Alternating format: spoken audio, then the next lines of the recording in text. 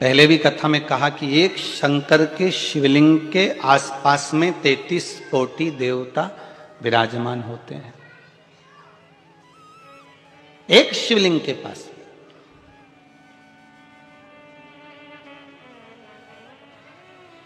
आप अगर शंकर भगवान के शिवलिंग पर जल चढ़ा रहे हैं तो केवल शिव को नहीं चढ़ा रहे हैं अकेले, आप केवल शंकर भगवान को जल अकेला नहीं चढ़ा रहे हैं। आप अगर शिव को जल चढ़ा रहे हो तो ये तुम्हारे ध्यान में रहना चाहिए कि हम शंकर को नहीं, हम 33 कोटि देवताओं को जल समर्पित कर रहे हैं। हम केवल शंकर को नहीं, भगवान शंकर के 13 बच्चों को भी जल समर्पित कर रहे हैं। हम केवल शंकर को नहीं, मां जगत जननी जगदम्बा जगत धात्री मां दुर्गा भवानी को भी जल समर्पित कर रहे हैं। केवल एक शिव नहीं है, ब्रह्मा विष्णु सदाशिव जानत अविवेका, स्वामी जानत अविवेका, प्रणव अक्षर के मध्य, ओम अक्षर के मध्य, यह तीनों एका, ओम हर हर हर महादेव। तीन एक शिवलिंग में ब्रह्मा भी है, विष्णु भी है, शिव भी है, तीनों एक शिवलिंग। पूरी जिंदगी निकल जाती है मनुष्य की यह जानने के लिए कि हमारा जन्म क्यों हुआ है। कोई आपसे पूछे कि आपका जन्म क्यों हुआ है, किस लिए पैदा हुआ है, किस लिए जन्म हुआ, आपके और हमारे जन्म का कारण क्या है? क्यों मृत्यु लोक में आ गए, क्यों जमीन पर जन्म हो गया, क्यों पृथ्वी पर आ गए?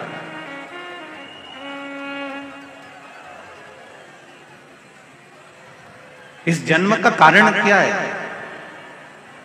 तो उसका दो कारण हमने पहले भी वर्णन किया शिव महापुराण में कि मनुष्य के जन्म का दो कारण है। एक पूर्व में किए हुए कर्म का भोग भोगने के लिए और दूसरा भगवान का भजन करने के लिए यह मानव का शरीर।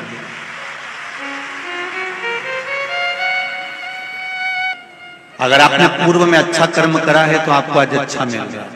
गौ माता को अगर एक रोटी दी है, गौ माता की सेवा करी है, किसी जिसको आप जानते ही नहीं, जिसको आप पहचानते ही नहीं, जिससे आप कभी मिले ही नहीं, उसको यदि तुमने एक लोटा पानी भी पिलाया है, उसका मुंह भी झूठा कराया है, तो ये निश्चित है कि हमारा जो जन्म अगला मिला है, इस जन्म में हमें भी कोई ना कोई सुख अवश्य प्रदान करेगा, ये निश्चित है।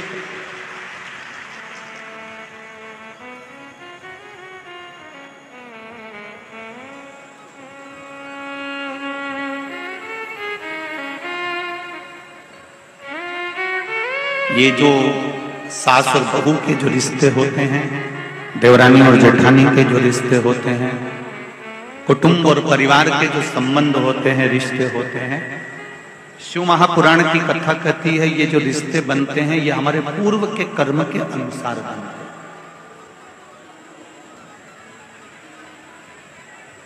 हमने किसी को साथ दिया है, हमने किसी की सेवा करी है, हमने किसी को एक पल के लिए भी अगर अच्छा करा है तो ये निश्चित है वो हमारी बहू बनकर हमारी सेवा 24 घंटे कर देती है। अगर हमने पूर्व में कर्म किया,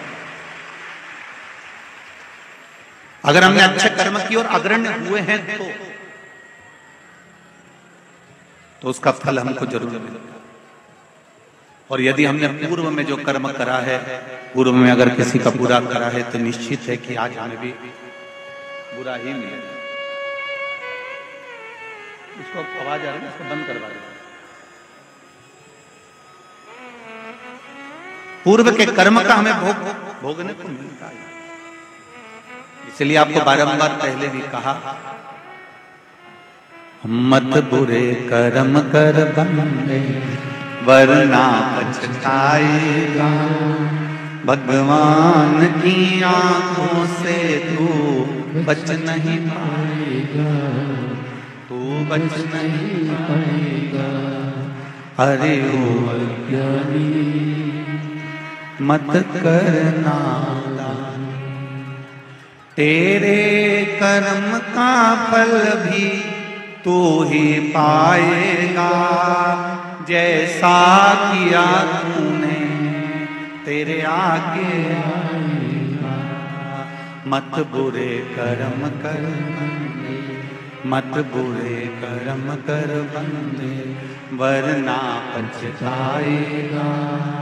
भगवान की आंखों से तू बच नहीं पाएगा, तू बच नहीं पाएगा। अरे ओ अज्ञानी मत करना, अरे ओ अज्ञानी मत करना। अपने मन को, अपने चित्त को, अपने स्वभाव को, अपने हृदय को, अपने को स्वयं ही संजोना पड़ेगा। कोई दूसरा सुधारने वाला नहीं मिलेगा, ना दूसरा कोई सुधार पाएगा। एक पीने वाला जो व्यक्ति होता है ना, जो नशे में धुत होता है, उसको कोई कितना भी समझा दे मत पियो, बेकार है, क्यों पीते हो, बर्बाद हो जाओगे। पीने वाले व्यक्ति गटर में पड़े होते हैं, नाली में पड़े होते हैं, बेकार है। अब कितना भी समझा लो, उसके समझ में नहीं आएगा।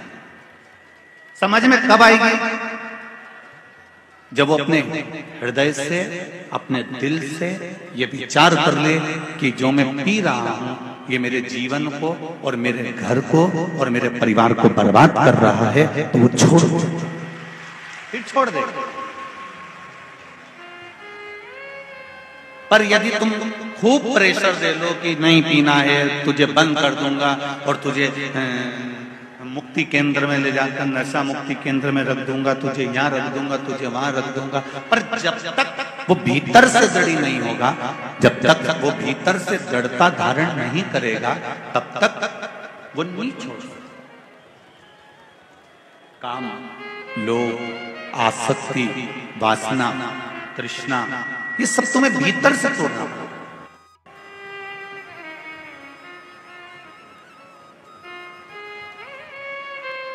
अभी कथा में आए हो, 2 बजे कथा चालू हुई, तुम सुबह 8 बजे से कंगी पार्टी कर पूरा के तैयार मैयार हो हुआ के और पहुंच गए। अब सुबह 8-9 बजे से तुम तैयार हो के कथा में बैठे। कितनी पहले से तैयारी करी, तब जाकर 2 बजे कथा चालू हुई, 5 बजे विराम हो जाएगी। आप अपने अपने घर को चले जाएंगे, रात्रि सोएंगे, सवेरे उठ के फिर तैयारी चालू हो जाएगी। और किसी किसी ने तो कथा चालू भी नहीं हुई थी, उससे पहले तैयारी कर ली थी कि मैं तो कथा में जाऊंगी, बाकी का रसोई घर तू देख लेना। किसी किसी ने कर ली। कोई कोई चतुर थे तो उन्होंने पहले से तैयारी करके रख ली कि देखो अब मुझे जाना है, दिवाली आती है हम पहले से तैयारी कर लेते हैं, होली आती है हम पहले से तैयारी कर लेते हैं, ब्याह आता है हम पहले से तैयारी कर लेते हैं, नाना नानी छोरा छोरी की शादी आई, ब्याह आया, जन्मदिन आया, तो हमने पहले से तैयारी।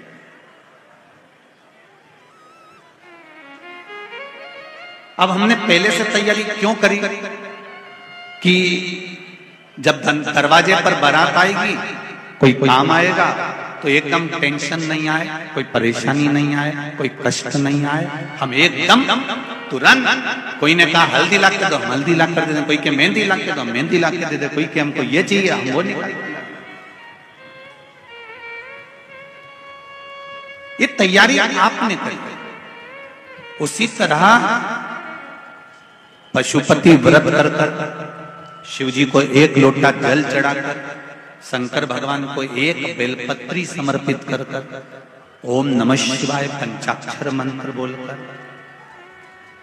षडाक्षर मंत्र ओम नमः शिवाय बोलकर, श्री शिवाय नमस्तुभ्यम बोलकर, महामृत्युंजय मंत्र का जाप कर गौरी शंकर बोलकर भगवान शिव का जो तुम नाम जाप कर रहे हो, भगवान शंकर का जो तुम गुणगान कर रहे हो, शिव नाम में जो तुम डूबे हुए हो, शंकर की भक्ति में जो तुम डूबे हुए हो, एक लोटा जल तुम शिव जी को समर्पित कर रहे हो या किसी भी रूप में तुम शंकर भगवान की भक्ति कर रहे हो, तो ये विचार कर रखना, ये तुम्हारी उस समय की तैयारी है जिस समय पर तुम्हारे जीवन में कोई कष्ट आया तो तुम्हारा महादेव तुम्हारे सामने आकर खड़ा है। तुम्हारे जीवन में अगर थोड़ा सा भी कष्ट आया तो महादेव सामने आ गया।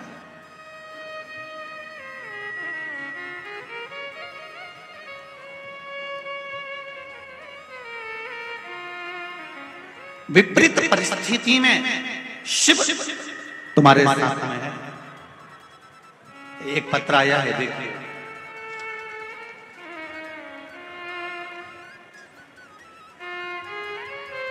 मेरा नाम तारा गोयल है, मैं राजनगर इंदौर में रहती हूँ। तारा जी गोयल कहीं बैठी हो तो खड़ी हो जाए, कहीं अगर बैठी हो आप ही दोनों हाथ हिलाते एक बार, श्री शिवाय नमस्तुभ्यम, एक बार दोनों हाथ ऊपर करके ऐसे हिला दीजिए, ठीक है। श्री शिवाय नमस्तुभ्यम। मेरा नाम तारा गोयल है, मैं राजनगर इंदौर में रहती हूँ। गुरुजी, मेरा बेटा पिछले 2 साल से सरकारी नौकरी की परीक्षा पास करने के लिए प्रयासरत था और फिर उसने फिर पुनः नौकरी के लिए अप्लाई करा। तब सरकारी नौकरी की परीक्षा बाबा की कृपा से पास कर लिया था, परंतु उसकी नौकरी का आदेश नहीं आ रहा था, जिससे मेरा बेटा व मेरा परिवार बड़ा हताश हो चुका था। 2 साल से परेशानी चलते चलते मुझे मेरी भाभी के माध्यम से पता चला कि शिव महापुराण की कथा सुनो। मैं पिछले 1 वर्ष से टीवी के माध्यम से नियमित कथा सुन रही हूँ। मैंने भी पशुपतिनाथ का व्रत किया। आपके द्वारा कथा में बताए गए पूजा एवं विधि का गुरुजी शिव जी की ऐसी कृपा हुई कि मेरे बेटे का सरकारी नौकरी का आदेश आ गया और मेरे बेटे की सरकारी नौकरी। बैठिए बहन जी। श्री शिवाय नमस्ते। तेरी कृपा बिना न हिले एक भी, लेते हैं श्वास तेरी कृपा से आपका चित्त। उन्होंने पशुपतिनाथ का व्रत किया, शिव जी का 1 लोटा जल चढ़ाया, भगवान शंकर को समर्पित करा। पर एक निवेदन आप सबसे, जल तो चढ़ाना पर छल से मत चढ़ाना। अगर छल कर किसी का हमें बुरा करना है तो हमने जल चढ़ा दिया, या मेरे घर में मेरे को इसका बुरा करना है तो जल चढ़ा दिया, या मन में कोई कपट रखकर, कोई पाप रखकर, कोई छल रखकर, कोई बेईमानी रखकर, कोई भीतर प्रपंच रखकर यदि हम शिव जी को 1 लोटा जल ही चढ़ा रहे हैं तो उसकी कोई महत्वता नहीं। निष्कपट भाव, निर्मल मन से, निर्मल हृदय से आप शिव जी को रिझाइए।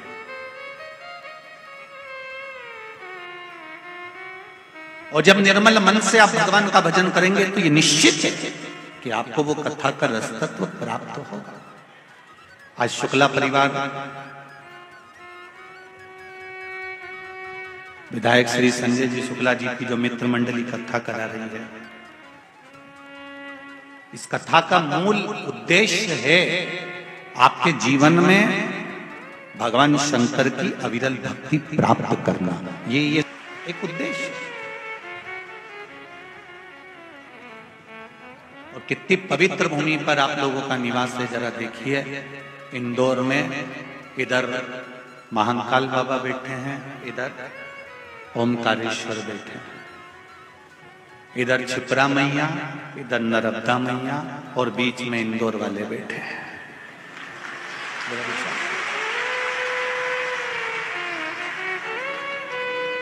हम सब दूर कहते हैं, आपने हमारी कथा में भी कई बार सुना होगा कि दुनिया में भोजन और भजन का अगर कहीं सुख है तो वो इंदौर की पवित्र धरा का है।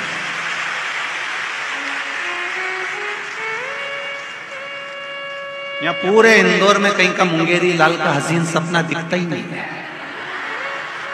पूरे इंदौर के लोग जितना इनको खाने का शौक है उतना इनको खिलाने का शौक है।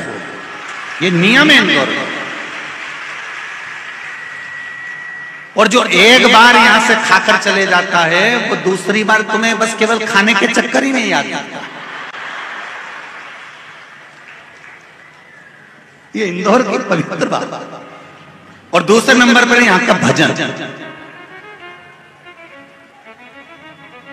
एक एक मोहल्ले में, एक एक मंदिर में जितने जवान छोरे होन, युवान बेटे होन, कार्यकर्ता होन, जितने अग्रणी नहीं होते उतने इंदौर के जितने मंदिर हैं उस मंदिर में जितनी माताएं आती है उन्होंने अपना छोटा छोटा महिला मंडल बना के रखा है और ऐसा भजन गाती है कि अच्छा अच्छा भजन गायक को पीछे।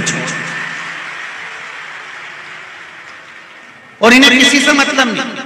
मंदिर में 15 माताएं बैठ गई, 10 बैठ गई, ढोलक और मंजीरा लेके जो बैठी वो नाच भी रही है, गा भी रही है, उसे कोई मतलब नहीं। आग लगे बस्ती में अपन रहे हो मस्ती में, उसे कोई मतलब नहीं कौन क्या क्या।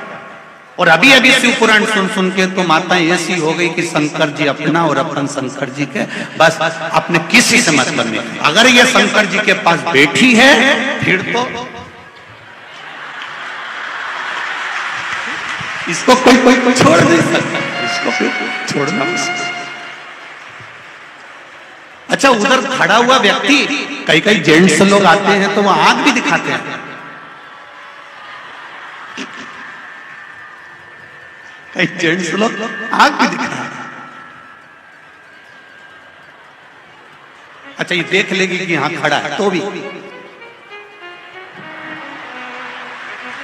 कई फर्क नहीं पड़ेगी के कोई फर्क नहीं।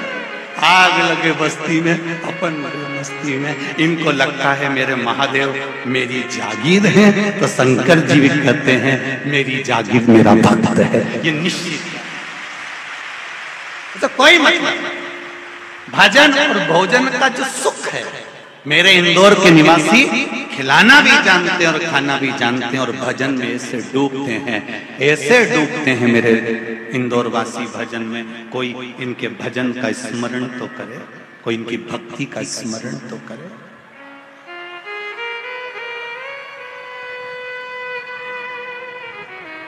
शंभो शरणे पड़ी मांगू घड़ी घड़ी दुख काटू दया करी दर्शन आपको।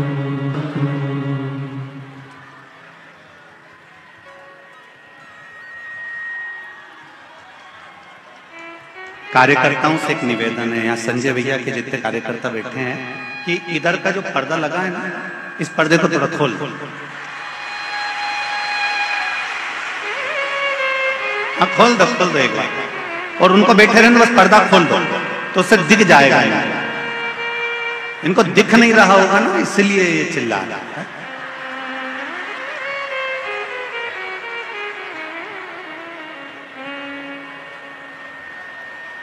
शंभो शरणे पड़ी मांगो घड़ी रे घड़ी दुख काटो दया करी दर्शन आपको दया करी दर्शन आपको।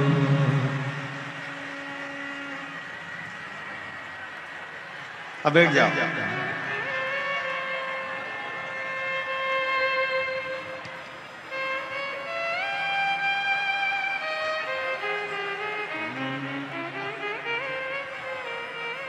हरि ओम में ओम समाया है,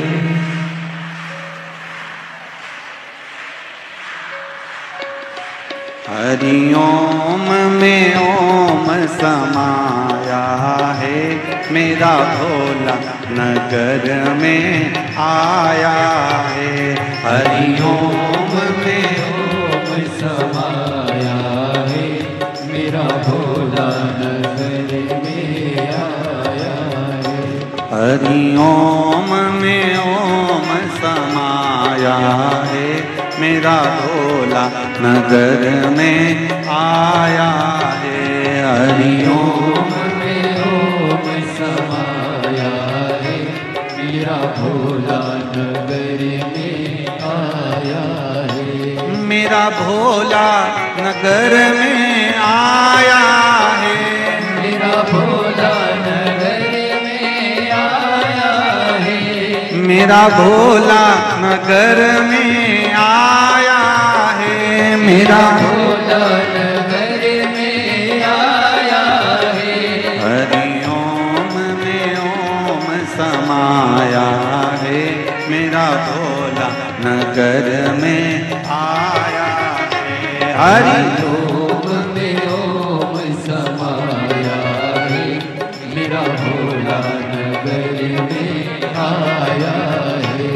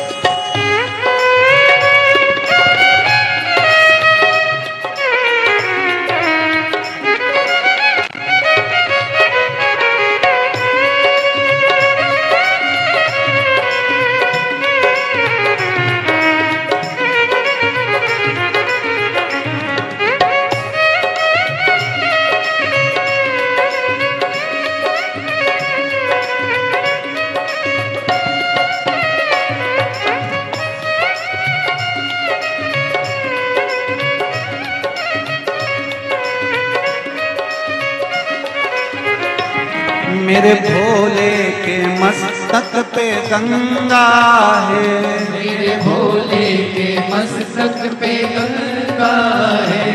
मेरे भोले के मस्तक पे गंगा है। मेरे भोले के मस्तक पे गंगा है। ओ गंगा में ओम समाया है, मेरा भोला नगर में आया है। गंगा में ओम आया है, मेरा भोला नगर में आया है। हरिओम में ओम समाया है, मेरा भोला नगर में आया है। हरिओम में ओम समाया है, मेरा भोला नगर में आया है।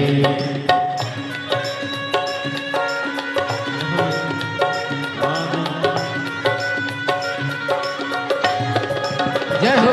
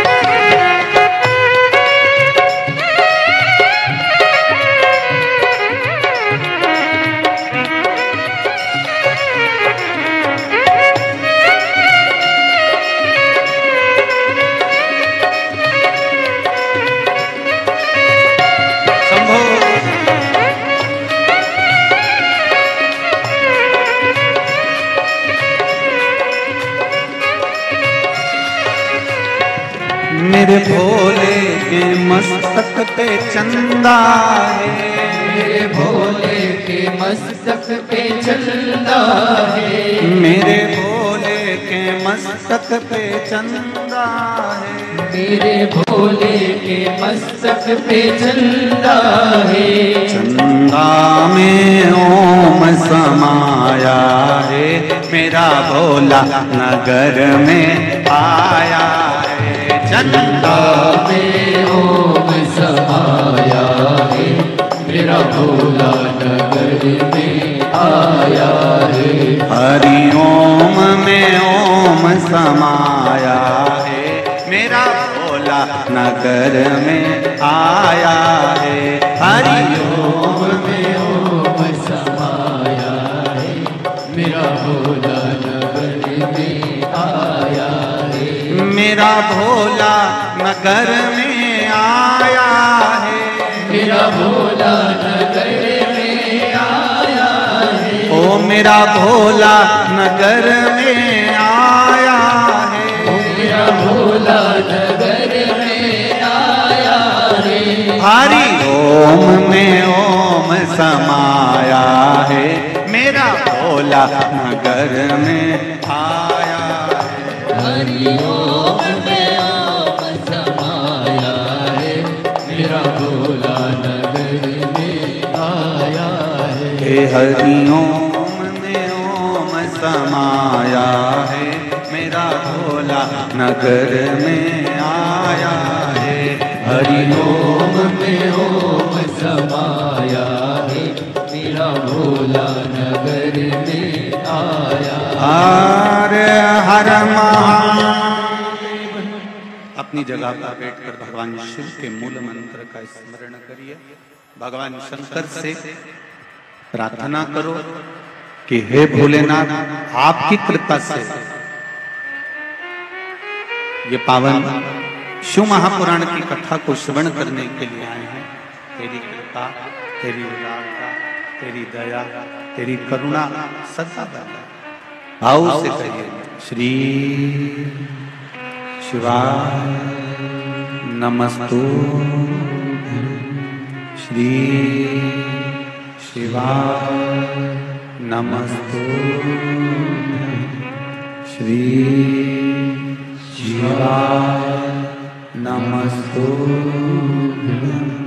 श्री शिवाय नमस्तु, श्री शिवाय नमस्तु। भोला सब दुख काटो,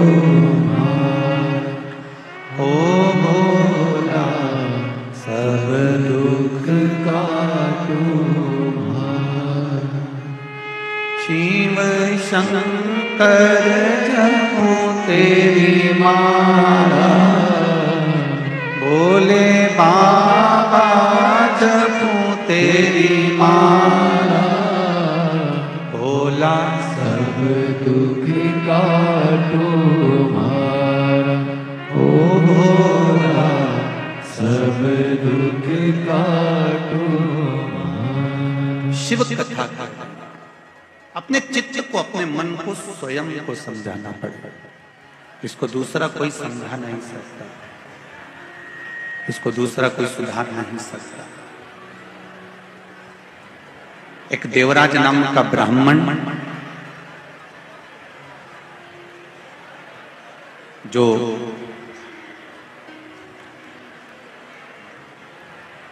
ब्राह्मण घर में जन्म जरूर लिया है, पर ब्राह्मण कर्म से वंचित रह गए।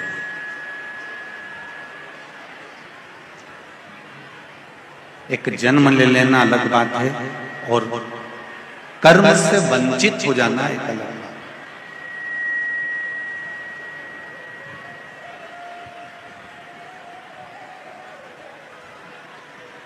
ऐसे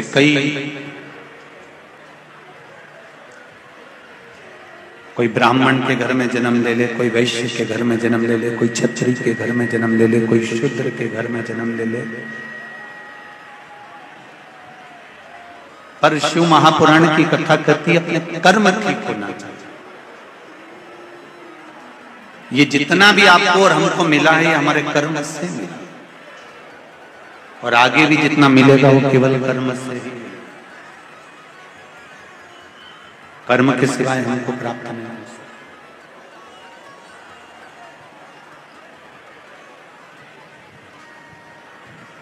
देवराज नाम के ब्राह्मण की जो माता थी वो शिव की उपासक। शिव मंदिर में रोज जाना, एक लोटा जल शंकर भगवान को समर्पित कर। देवराज ब्राह्मण की माता रोज एक लोटा जल लेकर शंकर जी के मंदिर जाती है, शिव जी को जल चढ़ाती है।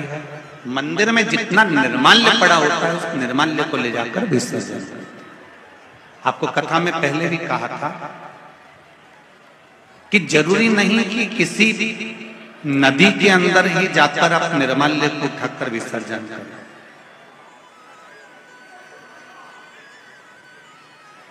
क्योंकि अगर हम सारा मंदिर का पूरा के पूरा निर्माल्य उठाकर अगर किसी नदी में, पवित्र नदी में विसर्जन करें तो पवित्र नदी भी धीरे धीरे धीरे धीरे फूल पत्ती से वो भी दूषित होती चली जाती।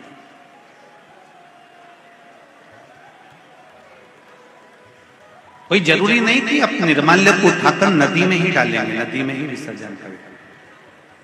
शिव महापुराण की कथा करती है उस निर्माल्य को ले जाकर किसी एक खड्डे में एक जगह ऐसी बना ली जाए जहां पर आप उस निर्माल्य को ले जाकर डालते जाए। धीरे धीरे धीरे धीरे वो निर्माल्य भी खाद का रूप ले लेगा और उससे प्रकृति की सुंदरता में कहीं कहीं वृक्षों में उसको डालने के भी हम प्रयोग में ले सकते, उसको डाल सकते।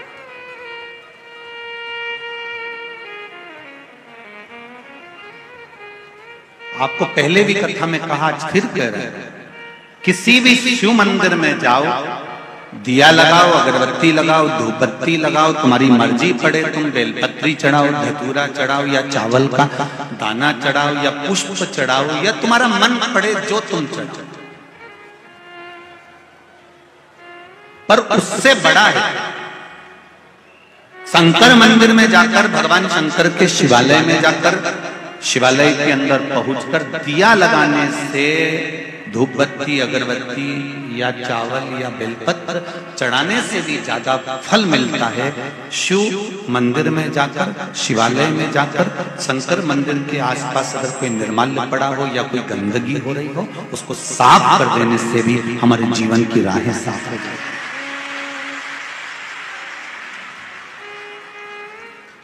आप शिव मंदिर में जाकर केवल आप ज्यादा कुछ नहीं कर सकते तो एक नियम बना सकते हो कि मैं शंकर जी के मंदिर में जाकर भगवान शंकर का मैं मंदिर साफ करूंगी, या निर्माल्य उठाकर विसर्जन करूंगी, या उसको क्लीन करूंगी।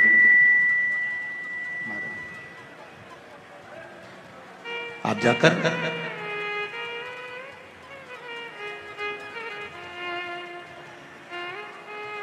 कितनी सुंदर बात कही। शिव महापुराण में एक चरित्र आता है, एक नरसिंह पुराण का चरित्र है। नरसिंह पुराण में वर्णन आता है कि एक बार माता पार्वती जी अपने पतियों के साथ में भ्रमण पर चली,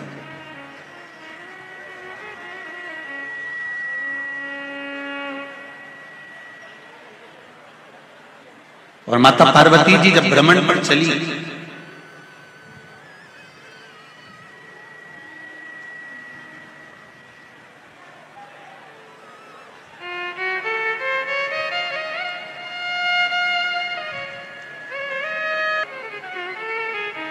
माता द्रौपदी जी जब अपने पतियों के साथ में भ्रमण पर चली हैं, नरसिंह पुराण कह रही है कि द्रौपदी अपने पतियों के साथ जा रही थी और जाते जाते जाते जाते बीच मार्ग में कोई दो असुर, कोई दो राक्षस ऋषि का रूप रखकर आ गए और संत का रूप रखकर वो पांडवों के रास्ते को भटका रहा है, पांडवों के मार्ग को भटका।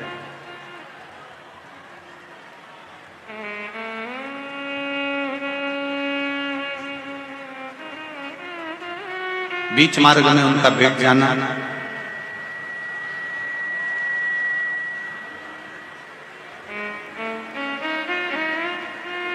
शंभो शंभो, बीच मार्ग में उनका बैठ जाना और दो मुनि का वेश धरकर, ऋषि का वेश धरकर, दो संत का वेश धरकर उन्होंने पांडवों के मार्ग को भटका दिया, पांडवों के मार्ग को अच्छे चले आगे बढ़े।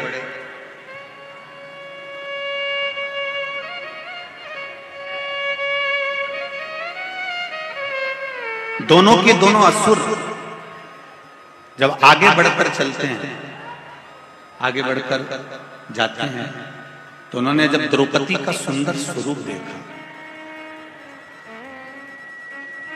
और द्रौपदी के सुंदर स्वरूप को देखकर दोनों लोभित हो गए, मोहित हो गए और द्रौपदी को पाने का तरीका ढूंढने लगे। अब पांडवों को अलग मार्ग पर भेज दिया और ये दोनों असुर, दोनों दैत्य, दोनों राक्षस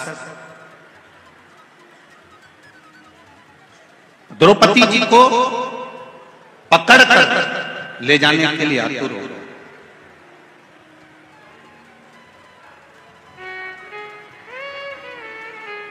जब दोनों ले जाने के लिए आतुर हुए, इतने में अर्जुन को मालूम पड़ा कि द्रौपदी को कोई हाथ पकड़कर खींच कर लेकर जाता।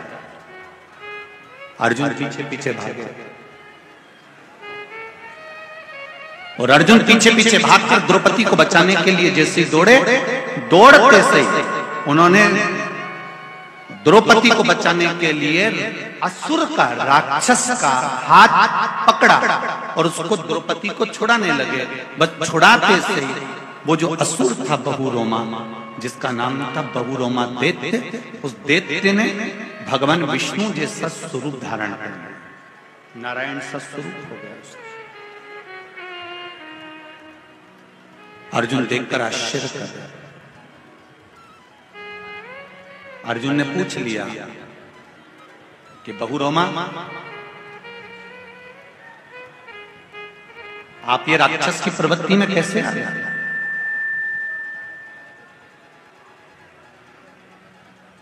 और एकदम आप राक्षस की प्रवृत्ति से छूटे, द्रौपदी का हरण करते करते मैंने आपका स्पर्श करा, आपको मारने के लिए आतुर हुआ और आप भगवान विष्णु जैसा स्वरूप आपने धारण कर लिया।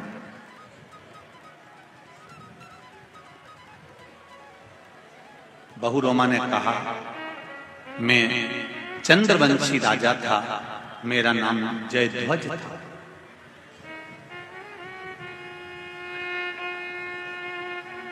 इससे पहले भी मैं एक ब्राह्मण के घर में जन्म लिया था।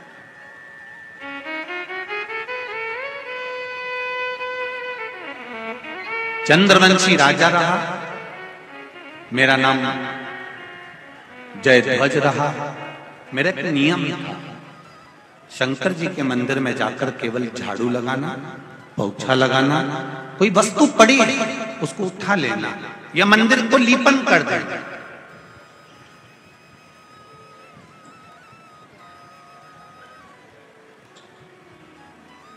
लीपन का मतलब आप लोगों को मालूम होगा, गाय का गोबर हाथ में लेकर, पहले के जो मंदिर होते थे वो तो मार्बल के या पत्थर के या इस चीज के होते नहीं थे, तो नीचे मिट्टी या गोबर से उसको लीप दिया। लीपन का मतलब होता है कि हमने अपने अहंकार को भगवान के चरणों में विलीन कर दिया, इसको लीपन कहलाता था। अभिमान शिव जी को, भगवान के चरणों में हमने अपना अभिमान छोड़ दिया, इसको लीपन कर दिया। लीपन का ही भाव कह दिया, लीन हो जाना, परमात्मा में समाहित हो गए। अब मेरा नाम जयध्वज था, मैं चंद्रवंशी राजा था। शिव मंदिर में जाकर रोज झाड़ू लगा देना, पोछा लगा देना, लीपन कर देना। लोग मुझ पे हंसते थे, इतना बड़ा राजा होकर शंकर जी के मंदिर में झाड़ू लगाता है, पोछा लगाता है, सफाई करता है। मेरा माताओं से निवेदन है, जितने भाई लोग यहाँ कथा सुन रहे हैं उनसे भी निवेदन है,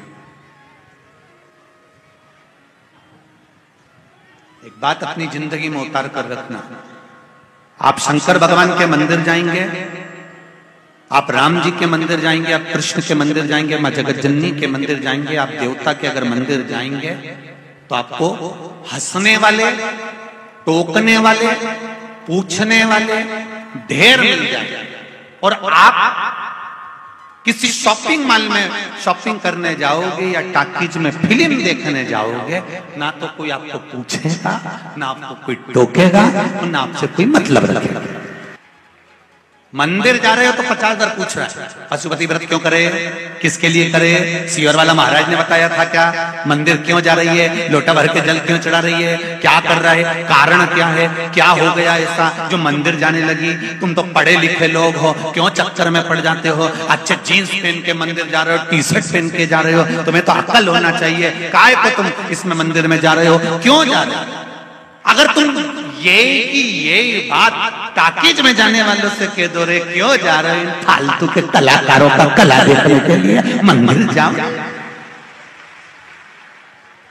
तुम इनसे कह दो कि शॉपिंग मॉल में क्यों घंटे 2 घंटे बर्बाद कर रहे हो, कोई नहीं कहेगा। हम दिख भी गए ना तो थोड़ी सी स्माइल दी, इससे ज्यादा कुछ।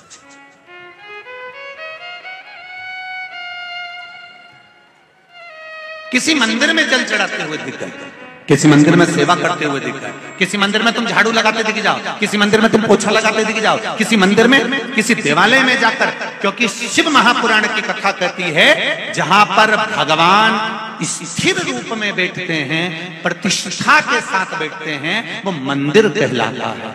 जहां पर मेरा देव अधिदेव महादेव बैठता है वो मंदिर नहीं, शिवालय कहलाता है। वो शिवालय, मंदिर में और शिवालय में अंतर होता है। मंदिर में भगवान एक बार बैठ गए तो बैठ गए, और शिवालय में जहां पर मेरा देव अधिदेव महादेव बैठा हुआ है, जिसके सामने नंदी बैठा हुआ है, नंदी से शिवालय की जहां स्थापना होती है, शिवलिंग जहां रखा रहता है, वहां एक सूत्र बांधा जाता है। सूत्र, उस सूत्र के बंधने से यह सिद्ध होता है कि मेरा महादेव प्रतिदिन नंदी पर बैठकर इस मंदिर से निकलकर घूमने जाता है, रोज, प्रतिदिन, हर पल।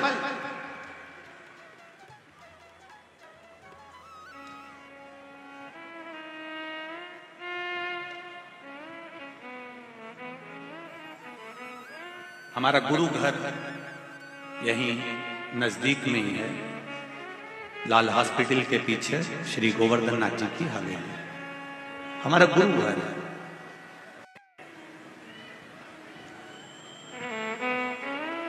परम पूज्य गुरुदेव श्री विठलेश राय काका जी महाराज गोलोकवासी, उनकी गुरु दीक्षा ब्रह्म संबंध, उसके बाद में परम पूज्य गुरुदेव गोलोकवासी श्री देवकीनंदन महाराज श्री, फिर उसके बाद में अभी जो वर्तमान में विराजमान है श्री दिव्येश बाबा विराजमान।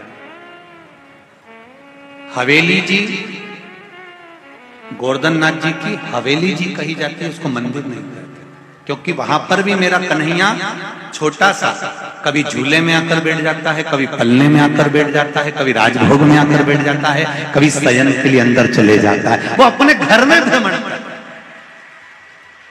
इसलिए वो गोवर्धन नाथ जी का मंदिर नहीं, हवेली है वो गोवर्धन नाथ जी का, उनका निज घर, निज स्वरूप वहां विराजमान। उसी तरह शंकर जी का मंदिर नहीं होता, छोटा सा भी अगर तुमने मंदिर बना दिया है तो वो शिवालय है, जहां पर मेरा देवाधिदेव महादेव, जहां पर मेरे शंकर भगवान, जहां पर मेरे भोलेनाथ अपनी पार्वती जी के साथ में, गौरा जी के साथ में नंदी पर सवार होकर भ्रमण के लिए प्रतिदिन निकलते हैं, रोज।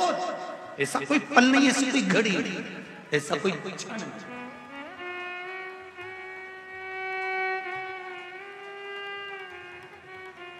मेरा नाम जय ध्वज है और मैं जय ध्वज शिव जी के मंदिर में आराधना करता था, शंकर जी के मंदिर में पूजन करता था, शंकर की आराधना में लीन रहता था, शंकर की भक्ति में लीन रहता था।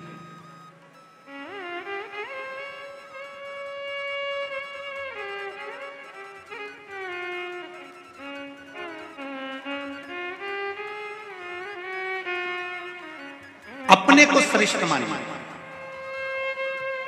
और अपने आप को विद्वान मानना या अपने आप को श्रेष्ठ मानना, बाकी के किसी को आप सम्मान नहीं देना, इससे मेरी गति बिगड़ी है। महाराज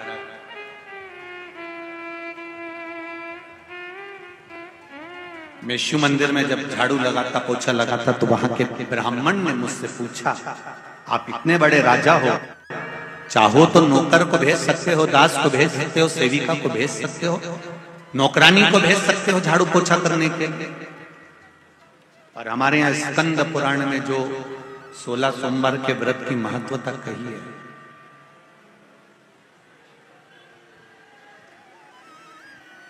स्कंद पुराण में जो 16 सोमवार के व्रत की महत्वता कही गई, उसमें वर्णन आता है कि राजा ने रानी से कहा था कि पूजन का सामान ला के रख दो, और उसने किसको भेज दिया था? बोलो जरा जी बोलो जी, दासी को भेज दिया। क्या हुआ? रानी से कहा गया तो रानी ने दासी को भेजा था, तो दासी को जब भेज दिया, रानी को जगह जगह ठोकर खाना पड़ा। तो राजा कह रहे हैं, ब्राह्मण देवता से ब्राह्मण कह रहे हैं कि आप इतने बड़े राजा, लाओ मैं सेवा कर देता हूं, आप इतने बड़े राजा, ये झाड़ू लगाने आते हैं, पोछा लगाने आते हैं।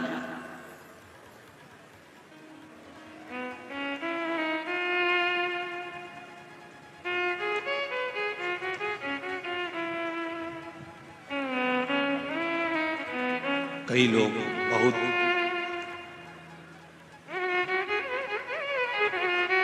अभी कानपुर की कथा में कहा था, जब व्यक्ति बहुत उन्नति की सीढ़ी पर चढ़ जाता है, बहुत धनपति बन जाता है, बहुत ऊंचे सिंहासन पर या बहुत ऊंचे पद पर बैठ जाता है, तो उसकी दो चीजें चली जाती है, एक रोटी और एक हंसी। ये दोनों चीजें धीरे धीरे कम होती चली जाती। रोटी खाने का समय नहीं मिलता और अपनों के साथ में बैठकर हंसने का समय नहीं मिलता, क्योंकि पद प्रतिष्ठा में इतना ऊंचा बैठ जाता है, इतना ऊंचा बैठ, उसकी रोटी भी कम हो गई और उसकी हंसी भी कम हो गई। अच्छा, हमारे शास्त्र कहते हैं उसकी रोटी और हंसी कम हो जाती है, पर हम तो कहते हैं साथ में उसकी ताली भी कम हो जाती है, उसका भजन भी कम हो जाता है, उसका स्मरण भी कम हो जाता है। तुम देखना, बहुत साधारण सा जो व्यक्ति होगा ना, कथा में बैठ जाएगा, खूब एंजॉय करेगा, खूब नाचेगा, कथा भी सुनेगा, जहां मर्जी पड़ गई वहां बैठ गया। और कहीं कहीं की बहुत VIP, इधर से साड़ी में 4-6 पिन, इधर से पिन, और सब दूर से लगा लोगों कर पेंसिल से लाइन खींचने डब्बा भरा, उसके बाद यहाँ से कत्थई, यहाँ से नीली और यहाँ से फुट, और फिर इसको कहीं कथा में ले जाकर बिठा दो। और भजन में, जब भजन में ताली बजाने का नंबर आया,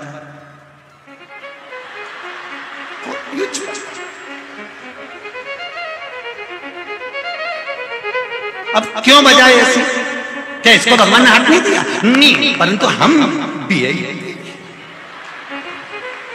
लोग कहेंगे बताओ, भगवान महाराज की कथा में ताली बजा रहे थे, इतना VIP हो, इतनी प्रतिष्ठित जगह पे बैठकर तू ताली बजा रहा है, इतनी प्रतिष्ठित जगह पे पहुंचने के बाद तुम भगवान के मंदिर में झाड़ू लगा रहे हो, पोछा लगा रहे हो।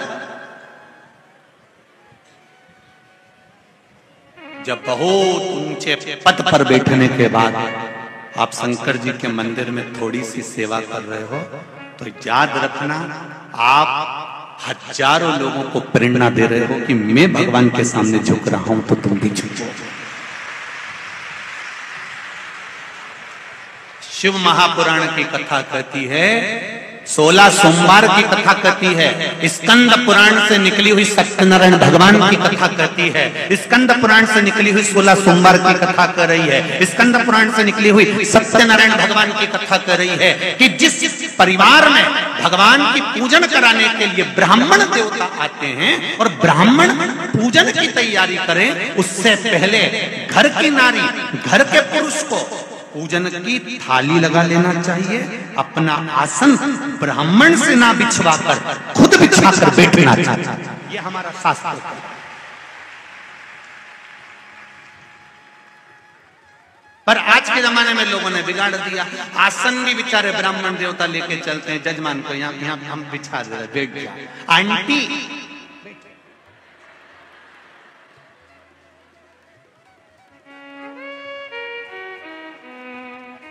आंटी और बंटी सब सुन लो अच्छे से।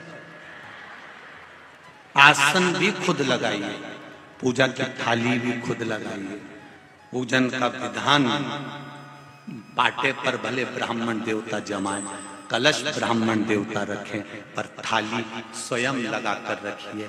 जैसे तुम्हारे यहाँ पर कोई अतिथि आता है तो टेबल पर पहले से काजू बादाम पिस्ता इलायची, हम जहाँ ठहरे वर्मा जी के यहाँ कल हम गए थे तो उन्होंने पूरा सामान जमा के रखा था।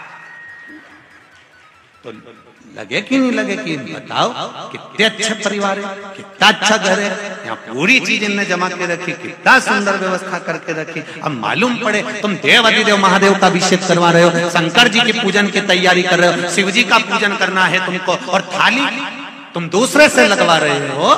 शिव महापुराण की कथा कहती है एक अपने घर की तिजोरी की सफाई, एक अपने घर के माता पिता की सेवा, और एक पूजन की थाली स्वयं को लगाना चाहिए। स्वयं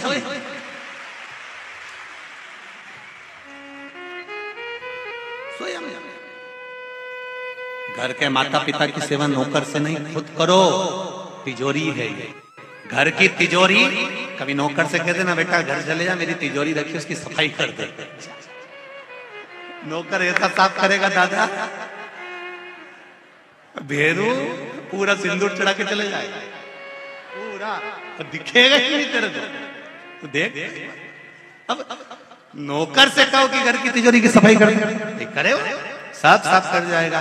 घर की तिजोरी की सफाई का हक घर के व्यक्ति का है, माता पिता की सेवा का हक घर के व्यक्ति का है, उसी तरह पूजा की थाली लगाने का हक घर के व्यक्ति का है। ये निश्चित स्वयं लगा,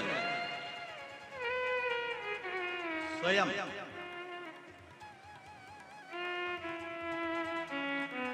एक पत्र आया है, देखिए।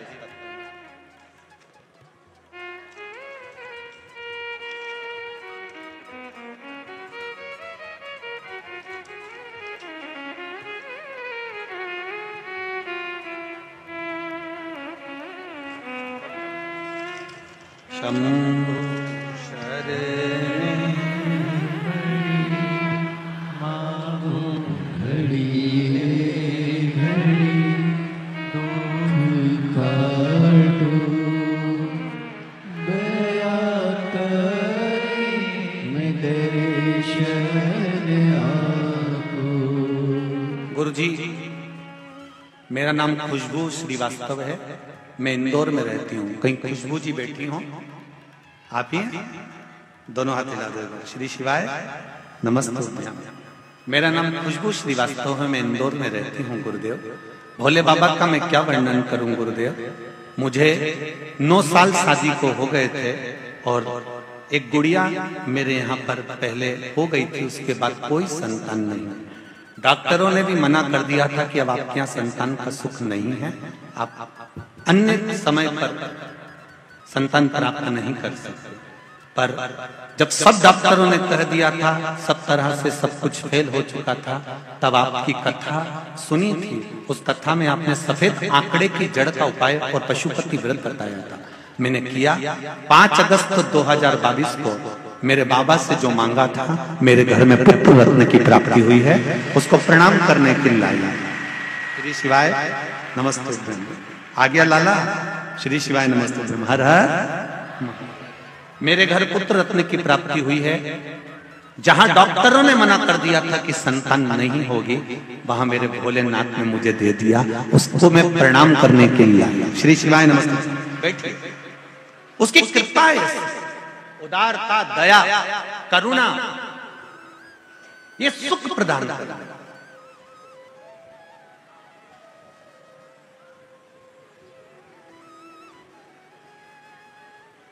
वैभव का सुख सत्ता का सुख हम कहने में पीछे नहीं हटेंगे। जिसके घर में जो सत्ता का भी अगर सुख भोग रहे हो तो ये निश्चित है कि आपने पूर्व समय में जरूर शंकर जी के मंदिर में या तो झाड़ू लगाई होगी या सेवा करी होगी या वहां का निर्माल्य उठाकर विसर्जन करा होगा या पूजा की थाली लगाई, उसका सुख है। हम जहां भी कथा करने जाते हैं तो हम हमेशा स्मरण में रखते हैं कि भोलेनाथ जी, हम उनसे भी कहते हैं बाबा तूने जितनी जगह कथा कराई, चाहे कानपुर कराई हो, चाहे काशी कराई हो, चाहे जहां जहां आप कथा करा रहे हो, ये आपकी कृपा करुणा है। तो हमने देखा है जहां शंकर भगवान को मानने वाला होता है या शिव भक्ति में डूबने वाला होता है, ये शिवपुराण होती भी वहीं पर हो जहां शंकर के भक्त।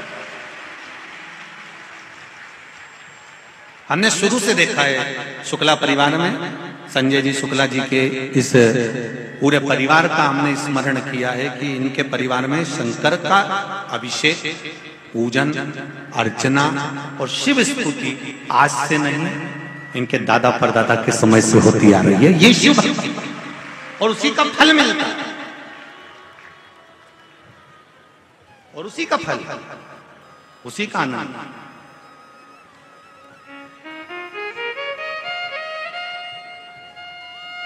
महाराज जयध्वज ने कहा ब्राह्मण देवता मैं शंकर जी के मंदिर में झाड़ू लगाता हूं, पोछा लगाता हूं, इसीलिए मेरे को आज राजा का राज्यपाट मिला हुआ, राज्यपाट मिला, मैं नहीं छोड़ूंगा नहीं। तो भगवान के मंदिर में सफाई करना क्यों नहीं छोड़ते? शिव मंदिर में झाड़ू लगाना क्यों नहीं छोड़ते? शंकर मंदिर में पोछा लगाना या निर्माल्य उठाकर विसर्जन करना क्यों नहीं छोड़ते? महाराज पूर्व समय में मैं ब्राह्मण था, जिस ब्राह्मण को मैं उस समय पर रेवत ब्राह्मण था, और रेवत ब्राह्मण एक ऐसा ब्राह्मण जो पूजन नहीं करा सकता। मैं रेवत ब्राह्मण था। नरसिंह पुराण की कथा कहती है कि मैं रेवत ब्राह्मण था, मुझे पूजन का अधिकार नहीं था, मैं पूजा नहीं कर सकता था। मैं भगवान की आराधना में कहीं किसी स्थान पर बैठकर जजमान को बिठाकर पूजा नहीं, पर मैंने धन के लालच में, धन के चक्कर में पूजन कराना प्रारंभ कर दिया। मुझे धन मिलने लगा, पैसा मिलने लगा, पर मैं रेवत था माना, पर मेरी बुद्धि भगवान में नहीं रम पाती थी। मैं वेश्यावृत्ति में लगा रहता था, जुए में लगा रहता था, गलत काम करता था, गलत चीज में डूबा रहता था। एक बार मैं किसी जगह पर पूजन करा कर आ रहा था। पूजन करा कर आते आते मैंने एक सुंदर स्त्री को देख लिया। मेरे पास में पूजन का जो झोला था, पूजन की जो पोटली थी, उसमें बहुत सारी सामग्री थी। जरा ध्यान से सुनना कि मंदिर में केवल सफाई करने से क्या मिल जाता है, केवल निर्माल्य विसर्जन करने से क्या मिल जाता है, केवल मंदिर में आप साफ रख दो तो उससे क्या प्राप्त हो जाता है। राजा कह रहा है, जयध्वज कह रहे हैं ब्राह्मण देवता, मैं पूर्व समय में एक ब्राह्मण था, रेवत ब्राह्मण था, और मैं ब्राह्मण पूजन कराने का मुझे हक नहीं था उस समय, पर मैंने पूजन कराई, इकट्ठा करा। एक बार पूजन करा रहा था, मार्ग में से एक सुंदर स्त्री निकल कर जा रही थी। उस स्त्री को मैंने देख लिया, जबरन पकड़कर उसको टूटे हुए खंडेरे की ओर लेकर गया। मुझे नहीं मालूम था कि ये शिव जी का मंदिर है। मैं गलत कार्य के लिए उसको लेकर गया था। मैंने जब अंधेरा देखा तब अपने पात्र में से, अपने वस्त्र में से थोड़ा सा घी जो लाया था यजमान के यहाँ से, उसको निकाल कर अपने ही उस पात्र में से थोड़ा सा कपड़ा निकाल कर फाड़ कर दिए में डुबो कर उसको जलाया। गलत करने के लिए गया था। उस नारी के साथ में मैं गलत कर्म करना चाहता था। अपना वस्त्र उठा